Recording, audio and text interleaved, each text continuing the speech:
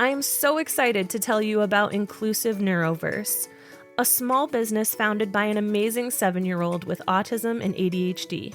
Their goal? To spread awareness and acceptance of neurodiversity through their unique apparel and accessories, all designed with love by their founder. Most elements are hand-drawn and crafted to celebrate and uplift the neurodiverse community.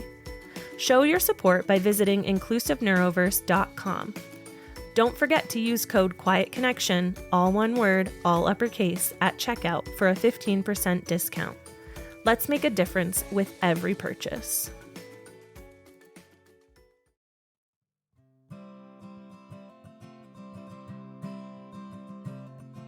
Happy Thursday, and welcome back to another episode of Quiet Confessions, a mini episode where you and I hang out and I just kind of update you on where I'm at in my journey. So I'm not gonna lie, life still feels like a lot right now. Grief, health stuff, parenting, new routines, getting ready for the new school year, toddler starting preschool, all of it. Some days it feels like everything is either on fire or about to fall apart. And when I get into that headspace, I tend to hyper focus on all the things that are going wrong, and I lose sight of the things that are actually okay. And yeah, so today I thought I'd stop and I would use one of my favorite DBT skills that I learned while I was in partial hospitalization outpatient therapy after my daughter was born. It's called What's Not Wrong. And I recommend it a lot. You'll see me recommend it on social media and in some of my blog posts, but it's where you intentionally take time and make note of things that are not going wrong.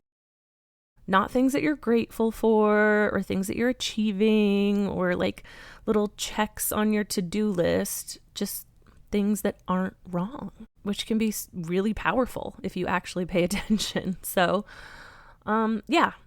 maybe if I go through some of mine right now, you can think of some of your own.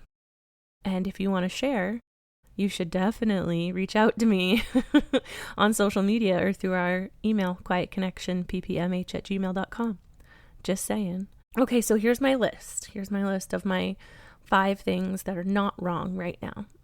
Number 1 is our new puppy, Dozer, is learning to keep himself occupied, which is huge.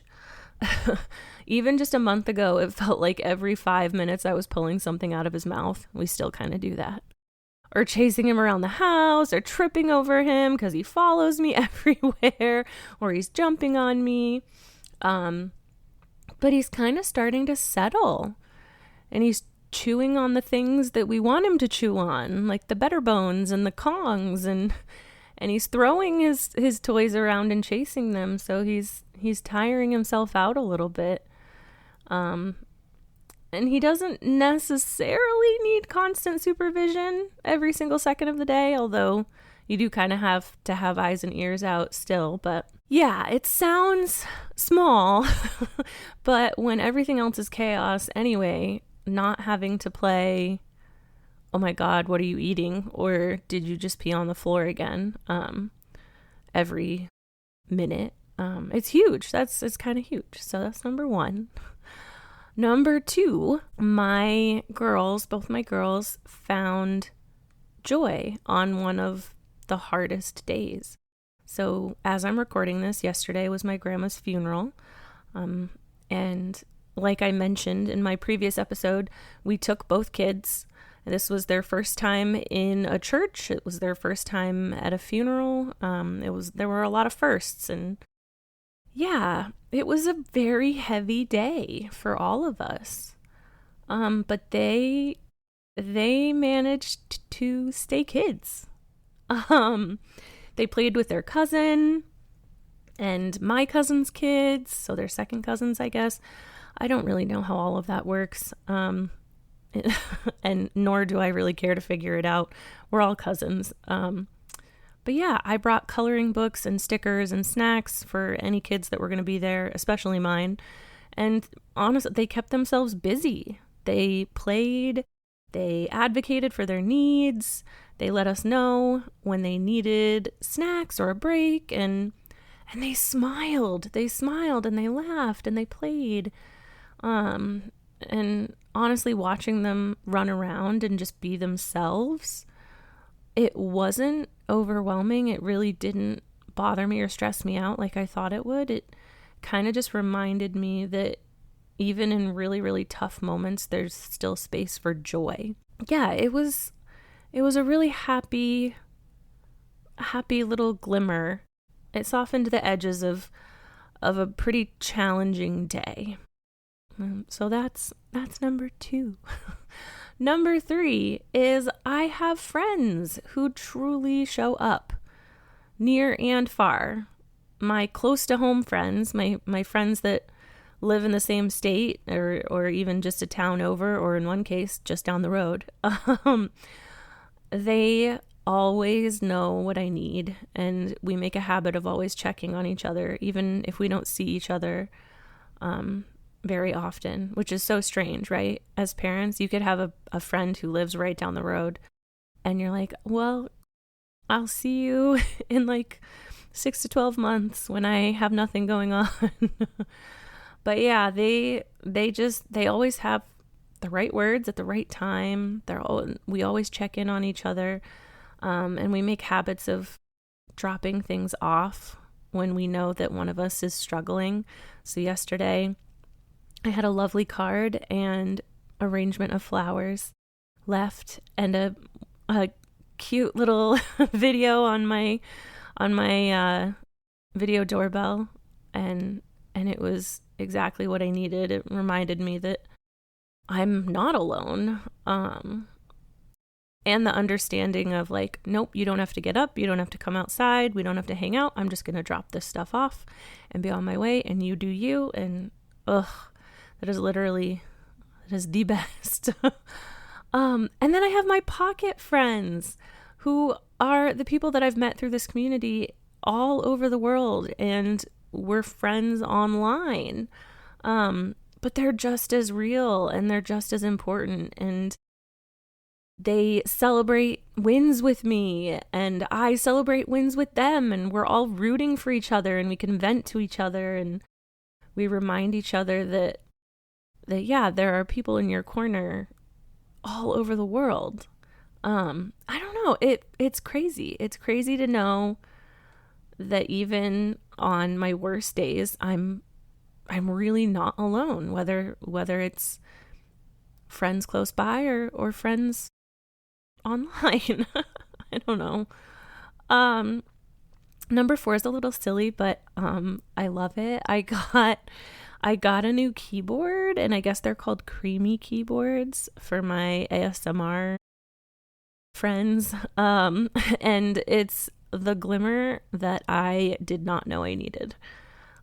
It's rainbow lit, you can do any color, but right now I have it kind of like slowly waving through the rainbow, and it makes the most satisfying sounds when I type. It's really silly, but when I sit down to get any work done, I don't know, it's like a spark of fun. And yeah, when everything else feels like really mundane and really heavy and bleh, like finding something that makes those mundane things feel good, I think that's worth holding on to and celebrating. So yeah, that's a not wrong thing. I have a cool creamy keyboard. I don't know if that makes me cool, but it feels cool.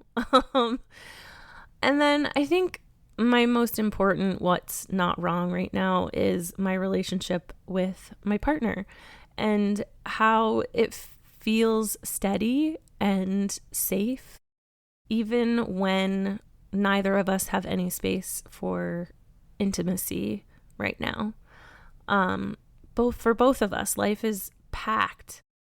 For me, there's grief and health issues and the kids, and for him, there's work and house projects and his own limited capacity, I guess, from his motorcycle accident. But yeah, we don't have any time or bandwidth for physical connection. And that feels weird sometimes. I think more for him than for me. I'm not a super physical person, but I know that this is just a chapter and it's not the whole story. Both of us know that. Our commitment isn't based on how much energy we have to pour into each other. Sometimes we kind of just need space to exist as our own people. And we both know that the other person is there and ready to step in whenever we need them, or down for a cuddle or whatever. That's not the season right now. We're not in the cuddling season right now, but the stability and the safety and the just knowing that we have each other's backs feels so good. And that's not wrong. That's right. That's good. Yeah, I don't know. It's not right or wrong, but I'm rambling now. Yeah, none of these things erase the hard stuff. They don't bring my grandma back.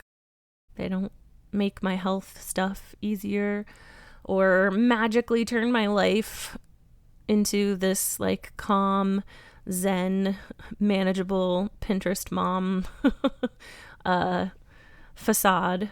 But that's not the point. That's not the point of this exercise, which is kind of what I love about it. It's just noticing them kind of feels like an act of balance, I guess. It's a reminder that not everything is unraveling. Even when things are really hard, there are glimmers. I love glimmers. I talk about glimmers all the time.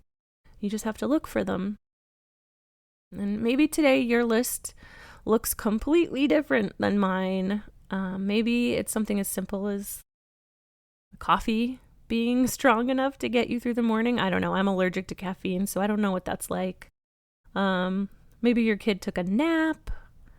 Maybe the light in your kitchen hit the table just right and made that really cool, like I don't know, light beam effect. Do you guys know what I'm talking about? It's really cool. It's really pretty. I don't know. And yeah, maybe it feels a little silly to say those things out loud, but you don't have to. You don't have to say them out loud. Just notice them. They help keep you grounded when things feel very much out of control. So those are my 5 things that are not wrong. It's my favorite DBT skill, dialectical behavioral therapy. Look into it. And yeah, thanks for sitting with me today. Just like last week and next week, I love hanging out with you guys. So if you're in a season where life feels overwhelming, or you're maybe trying to figure things out, stop and notice 5 things that aren't going wrong. They don't have to be big. I mean, everything's a win, right? So yeah, I'll be back next Thursday. But until then, look for your glimmers, find some things to hold on to, and I don't know, do something nice for yourself. I think I always say get yourself a treat. Get a snack, drink your water, take a nap. I'll try to do those things too. See you next week.